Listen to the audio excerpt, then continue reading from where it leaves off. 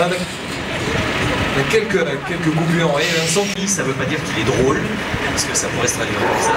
Ça veut dire qu'il est entièrement caréné, parce qu'il y a des engins un peu qui ressemblent à celui-ci, où on est totalement à découvert. Jet, parce que c'est un moteur d'avion, un jet, d'avion jazz. Et car, parce que ça reste une voiture. Il y aurait des ailes, ça ressemblerait plus à un avion, et voilà pourquoi ça s'appelle Jet Funny Car. Merci pour l'explication. 5000 chevaux. 6000. 6000 chevaux. Faut pas être à 1000 chevaux près dans la vie, sinon ça fait un peu craignos. Non, pour vous présenter très rapidement cette voiture, c'est donc un Jet Funny Car, ce qu'on appelle une voiture à réaction, hein, comme il y a un avion à réaction, il y a une turbine d'avion chasse dessus, ça se dénomme comme ça. Nous, évidemment, le but, c'est d'aller le plus rapidement, le plus vite possible, en un minimum de temps sur une distance très courte, c'est le principe du dragster. Je vais vous expliquer pourquoi ce ne sera pas tout à fait le cas, et pourquoi c'est même à votre avantage aujourd'hui que vous pourrez en profiter plus et mieux que sur un circuit traditionnel. Mais c'est une voiture qui fait à peu près 600 kg, plus les 65 du pilote, je n'ai pas grossi, mais il y a quand même 6000 chevaux, ce qui fait que ça fait un rapport poids-puissance qui est quand même vraiment valable. Et une précision, il n'y a pas de traction, il n'y a pas de motricité au niveau des roues.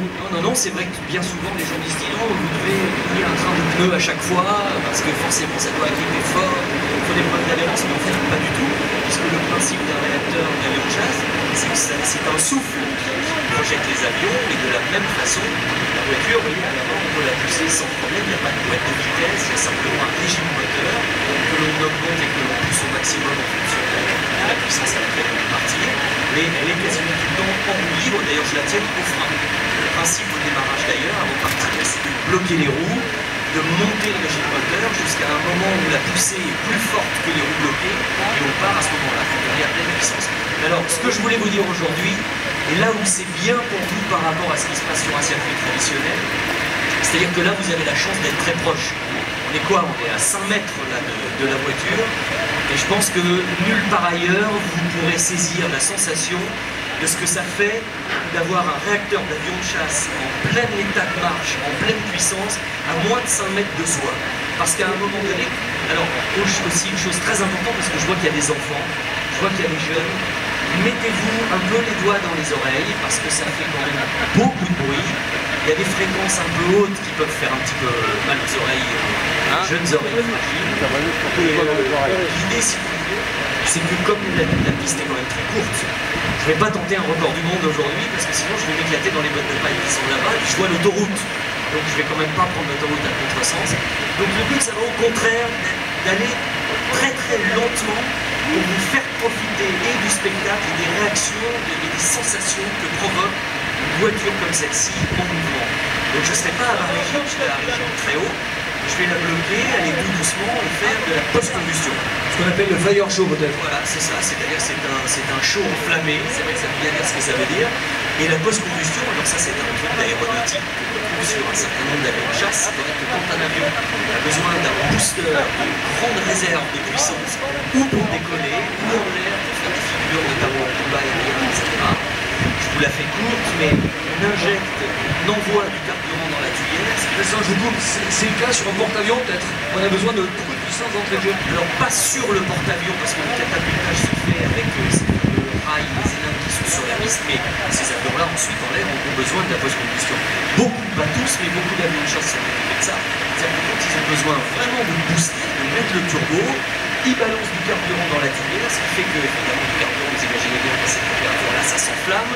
Et quand vous avez un espace très restreint, cette explosion provoque un souffle supplémentaire et un regain de puissance qui permet de partir à fond les ballons. Voilà.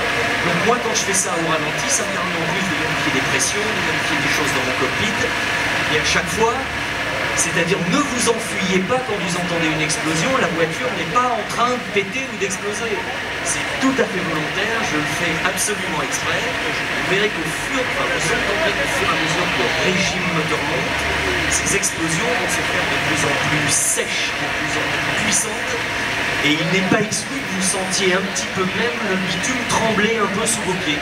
Parce que l'onde de choc de l'explosion fait que ça provoque des sensations. Vu notre proximité, le grillage va sérieusement bouger. Voilà. Quand vous parlez très juste du show, quel est l'instinct qui vous donne d'adrénaline? C'est avant le départ, c'est pendant le départ, c'est après, ou c'est peut-être la conjonction de ces trois choses? Alors, c'est évidemment le cocktail de tout ça, mais très clairement, je risque de me retrouver ici face à une petite frustration d'adrénaline, parce que le top du top, c'est le moment où ça part vraiment et où on sait qu'on a tout mis au maximum, que la voiture est on ne peut plus sous pression, au régime maximum, qu'on n'arrive même plus à la tenir avec les freins, parce que rebloquer, elle commence à avancer quand même, et on se dit oh putain faut y aller, parce que c'est le moment, et quand on a 6000 chevaux derrière soi, et qu'on dit Bob et moi, qu'on balance les chevaux, qu'on lâche les chevaux, et qu'on a ce formidable coup de pied aux fesses, ça c'est la décharge d'adrénaline pure et dure. C'est pas ce que je vais faire aujourd'hui. Le plaisir, c'est de partager notre plaisir en vous le faisant savourer de au plus près, le plus longtemps possible. Combien de runs à votre actif, Vincent? Oh là là, je sais plus. Alors Bob en a eu une centaine de plus que moi, puisqu'il a le bénéfice de l'ancienneté, puisqu'il en faisait déjà avant. Combien? J'ai dû en faire une centaine, 100, 150. Mais quand on aime, vous savez bien que on n'en fait jamais assez quand on aime. Voilà. Mesdames, Messieurs, Vincent Perrault. Merci Vincent pour ce témoignage. Et voilà, et puis je voudrais que vous applaudissiez très chaleureusement l'ensemble de l'équipe qui est avec nous régulièrement tout au long de l'année et tout ça. Et puis Bob qui va vous dire un petit mot d'accueil pendant que je vais aller rejoindre mes pénates. Allez, on dit très fort. Vincent Perrault, mesdames, messieurs, Bob, au fil, à mes côtés, Bob. Moi, il faut que j'attache Vincent, donc c'est qui va vous faire un peu. Merci, Bob. Vincent Perrault, s'il vous plaît, une ovation toute particulière pour ce garçon sympathique qui nous a fait part tout à l'heure de son ressenti, de sa passion pour la pratique de cette discipline. Attention, les oreilles des enfants, rappelez-vous de Vincent tout à l'heure. Bouchez-vous un petit peu les oreilles, s'il vous plaît, mesdames, messieurs. Alors, rappelez-vous le témoignage de Vincent. Ça va être encore mieux, mesdames, messieurs, qu'un show réel, puisque là, ça va vous laisser apprécier l'intensité du Fire Show.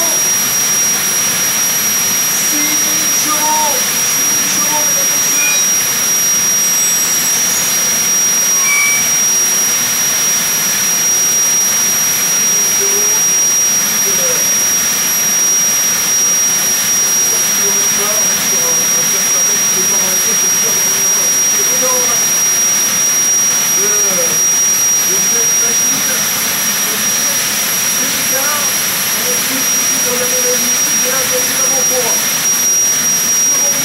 Vincent Perrault.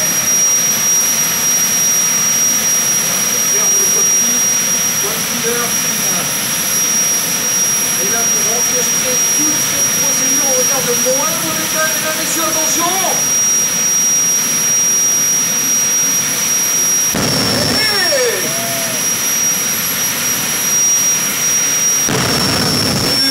La procédure énorme, mesdames, messieurs, regardez le Fire Show avec ce James Unique